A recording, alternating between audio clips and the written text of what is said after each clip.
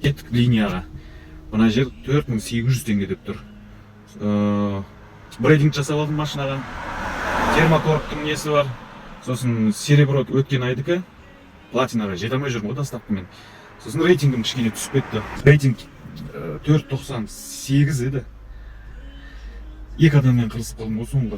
Біреусі мен код келмей қойды оған. Сонымен біраз әңгіме болып. Екіншісі өзінің адресін дұрыс көрсетпегенде, и маған от двери до двери қостым ғой дейді. Звондасаң алмайды. Сол қойды, по-моему. Примерно уже ертең рейтинг түседі ау деген сайын түсіп отыр. Доставка тек қана безналичный менде қазір көрсетейін. Мына безналичная оплата, тарифы тек доставка.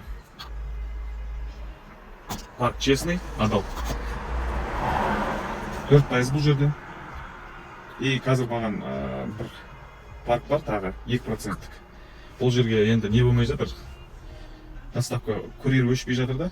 Былай негізі, егер чисто таксовкада жүрген болсаңыздар, 2% ұстайтын парк бар. Жана такси деген. Тоже біздің ақша шығаратын такси про деген қосымшамен сотрудничать етеді. То есть тексерілген парк. Если что, сол жерге де тіркеп бере аламын. Ол жақта маған ешқандай не жоқ. Енді сіздер сұрап отқаннан кейін көбісі айтады ғой, ойбай, аналардың 4% көп, 4% көп дегенге осындай парк іздеп тауып қойдым енді. Қазіргі бонустар жайлы айтып кететін болсақ, термосумкасы бар. Доставка курьерде жүргендерге 5 заказға 700 теңге, және 25-ке жетсеңіз 6000 теңге бонус түсіп жатыр. Одан бөлек қазір мынандай бонус бар. Бонусы 2600 минималкасы 4-ке дейін дейді. 4-тен 8-ге дейін 2200, 10-ға дейін 1800 и 12-ке дейін 1400 теңге минималка бір заказдың бағасы. Бірақ мультизаказ болып келсе олардың бәрін бірге есептеп жібереді, сол үшін чисто безнал и чисто доставка болғаннан кейін менде өйстіп арасында ұзақтау уақыт күтіп қаламын заказдарды.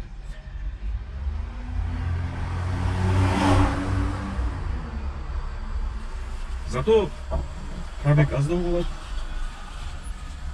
и табыс көптеу болады деген үміттеміз енді. Еще пробегті 0 қойып қояйын. Car City 700 теңгемен түсіп отыр. Бірінші заказ түсті. Пробег 0-ға қойылған. Так, міне мынандай пакет. Кеттік жолға. Короче, жолымыз 43 минут 27 километр. 3710 теңге. Бірінші тапсырысты бердім. Қалғаны 2935 комиссиядан бөліп қалғаны. Шамамен 1 сағат уақыт кетті. Баршаларыңызға қайырлы күн. Сіздер Қазақ такси арнасындасыздар. Арнаның жүргізушісі мен Орынбаев Мерей.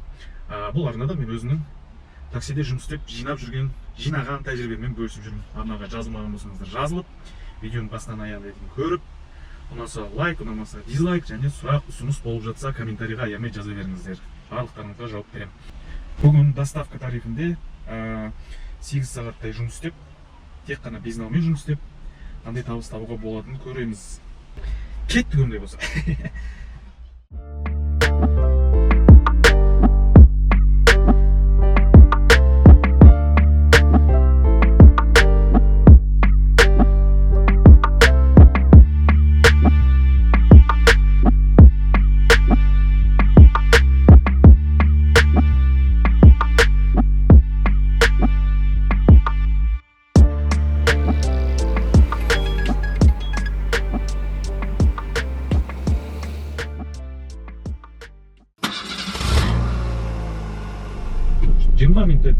Түспей, мына бір заказ түсті. Қазір бір адрестен аламыз и екі адреске апарамыз.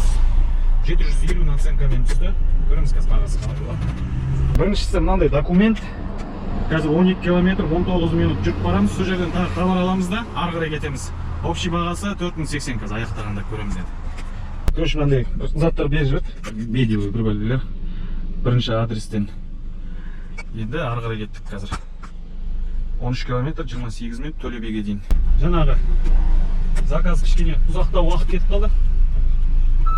3300 комиссиядан бөлек қалғаны 1 сағаттан астам уақыт жүрді.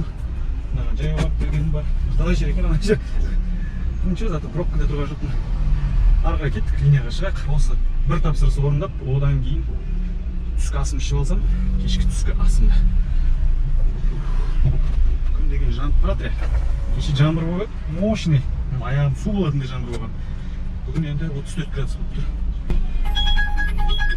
Базар жоқ. 450 теңгемен түсіп отыр ма не? Кеттік. Мынандай пакет беріп жатыр коробкалармен. Қараңыздар, мынау Қарасай Батыр 156 деген адрес. Екі үй, екеуі де бір адрес. Оның біріншісі, екіншісі Қарасай Батырдан басталады да, үш үй болып бөлініп жүрген екен. Үш үй қылып бөлініп жүрген. Оның жартысы подъездері мынау бетінде, жарты подъездері арғы бетінде. Әбден айланған соң мына жерде жүр. Короче, Қарасай Батыр жақтан басталады екен. 1, 2, 3 подъезді мынау батыс жақта, и несі қалған үшеуі мынау шығыс жағында. Короче, на будущее керек болып қалады. Конец смайлы жазып қойыпты. Ой.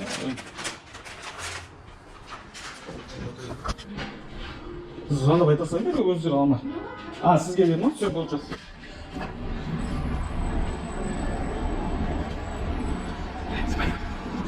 Так, короче, мынандай болып қалғасы. 2440 теңге. Жолда болған 15 минут, подачасына 15 минут келет тұрып, пока іздеп табам дегенше. Бүгінгі түскі ассорти донер шығып қалған.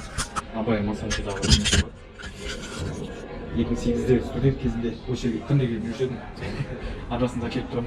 Ностальгия. Ничего не маған. Қыстылар әдемі болып жасап келеді. Түскі асымызды да ішіп алдық. Венераға кеттік. Вроде спрос үлкен деп көрсетіп көрейік қалай болады емес. 4:30 болып жатыр уже сағат. Ни хрена себе. Давай. 2950 теңге деймін, евро. Жаңағы отмена басшы берді. Қымбатсын қойды ғой деймін, қатты. Достық плазаға. Мынау уже басқа зардасы. Ерте оған қойыптым, Еще мына жерде пробкаға тақалып қалдым да, и на месте басып қалғанда подачаны бөліп алып беретін еді. Енді подачада бермейді. Сәл қазір қолым босаған кезде жазам ғой неге. Может, не беріп қалар. Промокод. Так, мынандай пакет беріп жіберді. Саған жердің бір жері ма? 2780 теңгеге. Сұмдық қой мынау. Мынау доставка емес и.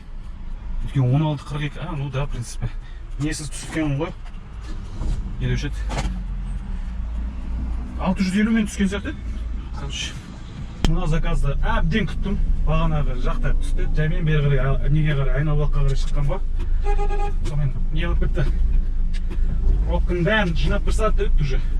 Сағат уже қазір көрсетемін. Сағат 18-ден 20 кетті. 23 кетті. И бұл заказы 9 километр почти. Бағасы міне 1940 теңге. Бірінші тамақ көмек. Короче, мына пробканың бәрін жинайын деп тұрмын ғой. Короче, мына заказға, қарсаңыздар, 48 минут болды. Донерін әкеп бердім. И бір қызық айтып берем қазір. Енді тамақ күтіп отқан адамдар көбінде агрессивный болатын. Білесіздер ғой енді доставкада жүрген болсаңыздар. Бағасы да көп емес, 1940 теңге. Бұл кісілер үйдің құртын алып істейіңіз деп беріп отыр. Қазақша чаевый. Рахмет.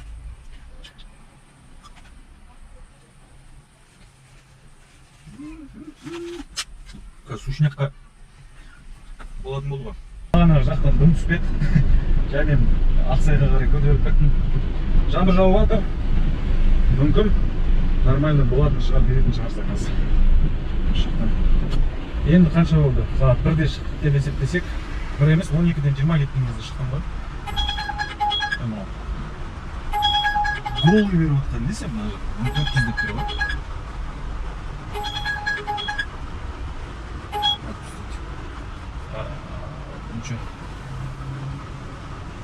Центр жақтан кішкене берсе, активность қылады. Енді нелерді көрмей қаламыз, заказдардың баратын жерлерін.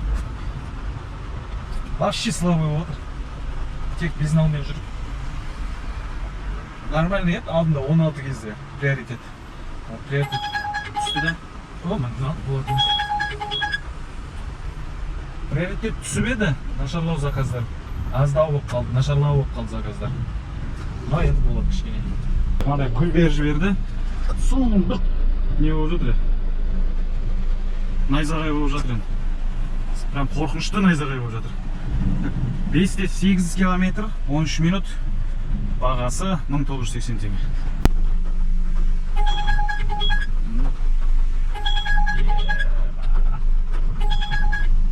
Мынандай шариктер. Полный салон. Багажға салма деді ғой. Так, 33 минут, 13 километр. Бағасы 2820 теңге. Бүгін, короче, жердің бір жері барлардың бәрін тауға қазір көрсетемін. Мен қала қай жақта, мен қай жақта жүргенімді. Аны қараңыздар. Не жақта? Тар көше. Мұны кісі екеуміз бар, кісі задниймен онша айдай алмайды екен, шофермен. Уже 10 минут болған шығар.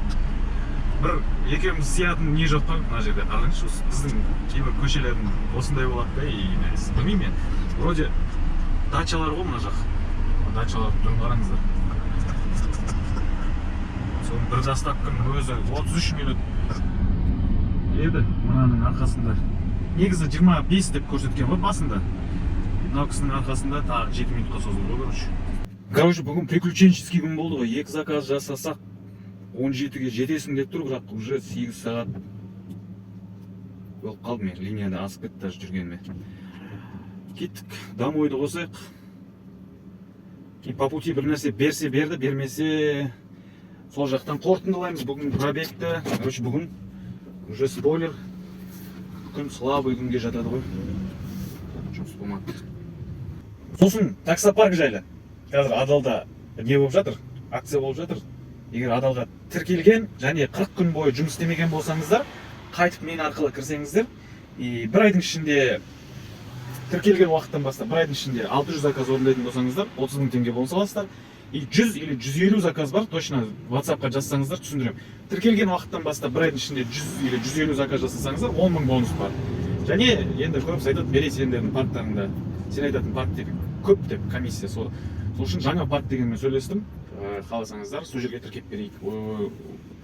Ол жерде парктың комиссиясы 2%, тексерілген сенімді ақша шығару жағы тура сол Адал недегідей такси про арқылы или приложениенің ішінен шығара саласыздар.